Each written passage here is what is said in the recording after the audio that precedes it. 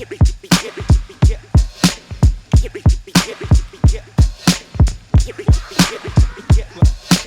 Quote Goats Podcast.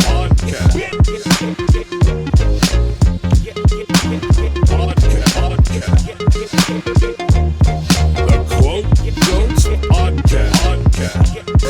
So back on like that topic, like so you say you feel like you identify yourself as a black person. So do you like me and him, like black like us? And this is the first time you've been like interviewed by black people, yeah, right? exactly.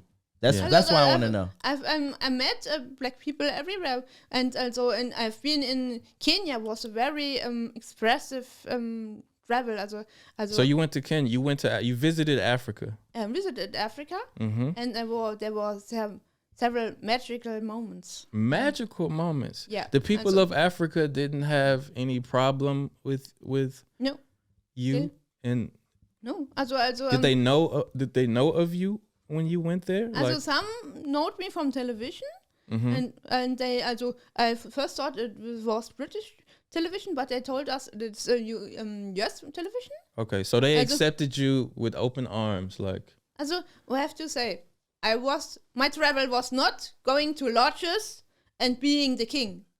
I traveled to Kenya to learn more about the people. I was. So you was trying to get in on the culture. Yeah. You was trying to get the inside right with the outside. As in the preparings, there was a girl. She offered me expensive lodges with having a bathroom in a desert, while the people around don't have drinking water. Hello?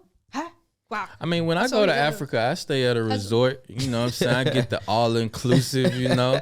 I got like 5 pool. I've been to Africa too. I've been to Kenya. I've been to Mombasa a few times.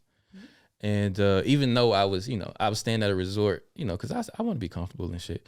But, even though I was staying at a resort, me and the people that I was with, we still, found time to give back to some of the villages and communities. And we went and sat with some of the people and, ate a goat that they killed that day. Fuck no. Okay, with some rice and shit, and I'm sitting there like, this shit good. And I'm like, what is this? And they like, oh, it's the goat that you seen walking around in the yard earlier. And I'm like, I think I stopped eating it after that. But, it's nothing wrong. I can see in your case, you were like, okay, I've changed my skin color. I'm claiming to be black, or I'm black now. If I go to Africa, I should get the 100% authentic experience. For me, I was born this way. I'm black. There's no disputing that. I go to Africa, I want some luxury in the midst of my giving back. You know what I'm saying? So when you went to Africa, like the all the black people like were okay with you. They didn't have no issue. Even the ones that knew you. You said you went to speak with the Maasai or something like that, right? Yeah. You said they taught you something?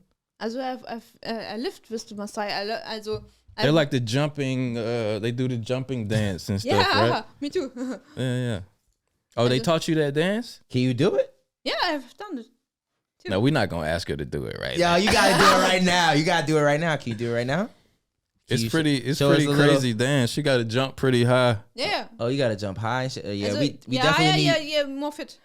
Yeah, we definitely need to get do it you on a boomerang before she leaves. That would be crazy. Nah, but that's cool. But I've seen the dance be done like in Africa and stuff. But yeah, so the people, you had no Africans that were like, what the fuck is going on right now? Like they weren't mad at you. Like, what the fuck? Like, why are you here? No, like, when I'm nothing. The most trouble we had in Africa was I was together with Michael. We were for a tailor to get an African dress, and on the back wards there was very poor man, and he saw a lots of people, rich people, black rich people, and asked me for money, and Michael was pissed off from some media. There was a little bit. There was one guy. He near the tailor. He at the tailor in the room of the tailor. There was one guy who said something angry to Michael, and Michael was very angry. Okay, so he was already pissed off. Yeah, he was already pissed off from a different guy. But on the street, there was a poor guy, and he wanted from us some money. Yeah. Also, it was not the problem. But and Michael was like, "Fuck that." Yeah, also Michael. All Michael these rich niggas over here. Are you gonna ask us? Michael attacked this poor guy because he was pissed off, and my friend, my girlfriend from Kenya, she's from Mombasa too. Okay. She said, "Oh, slow down. If he is getting angry with you, we are in big trouble." So she saw, because in Kenya some pieces have to be done different than in Germany. Yeah, for sure. Yeah, and she told us, take care. We slow down. I'm going to solve this problem, and I can't. When this guy, when I got from the tailor to my car, Michael did some pictures because making off for me was really important to go to this tailor, and my girlfriend watched all these people around, and she already saw this guy, and I can see in her eyes, she don't like this guy, and my belly said, follow her, stop photos, let's go.